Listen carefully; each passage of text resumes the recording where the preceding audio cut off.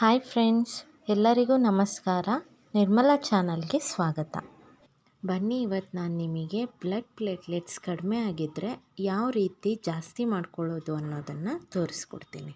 ಹಾಗೆ ಯಾರೆಲ್ಲ ಇನ್ನು ನಮ್ಮ ಚಾನಲ್ಗೆ ಸಬ್ಸ್ಕ್ರೈಬ್ ಆಗಿಲ್ಲ, ಬೇಗ ಸಬ್ಸ್ಕ್ರೈಬ್ ಆಗಿ ಹಾಗೆ ಪಕ್ಕದಲ್ಲಿ ಇರೋ ಬೆಲ್ಲೈಕನ್ನ ಕ್ಲಿಕ್ ಮಾಡಿ. ಈ ಬ್ಲಡ್ ಪ್ಲೇಟ್ಲೆಟ್ಸ್ ಕಡಿಮೆ ಆಗೋದಕ್ಕೆ ತುಂಬ ಕಾರಣಗಳಿದೆ. ಅದೇನಪ್ಪ ಅಂದರೆ ಡೆಂಗ್ಯೂ ಆಗಿರ್ಬೋದು, ಮಲೇರಿಯಾ ಆಗಿರ್ಬೋದು, ಹಾಗೆ ವೈರಲ್ ಫೀವರ್ ಕೂಡ ಆಗಿರ್ಬೋದು. ಹಾಗೆ ಬಿಳಿ ರಕ್ತ ಕಣಗಳು, ಕೆಂಪು ರಕ್ತ ಕಣಗಳು ಕಡಿಮೆ ಆದಾಗಲೂ ಕೂಡ ಈ ಬ್ಲಡ್ ಪ್ಲೇಟ್ಲೆಟ್ಸ್ ಕಡಿಮೆ ಆಗುತ್ತೆ.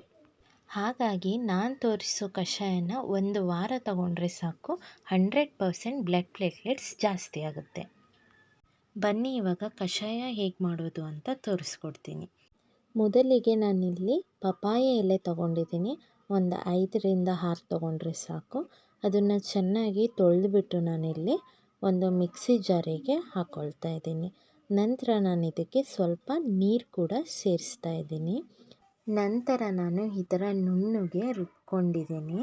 ಈ ರುಬ್ಬಿರೋವಂಥ ಮಿಶ್ರಣವನ್ನು ನಾನು ಒಂದು ಬೌಲಿಗೆ ಈ ಥರ ಫಿಲ್ಟ್ರ್ ಮಾಡ್ಕೊತಾ ಇದ್ದೀನಿ.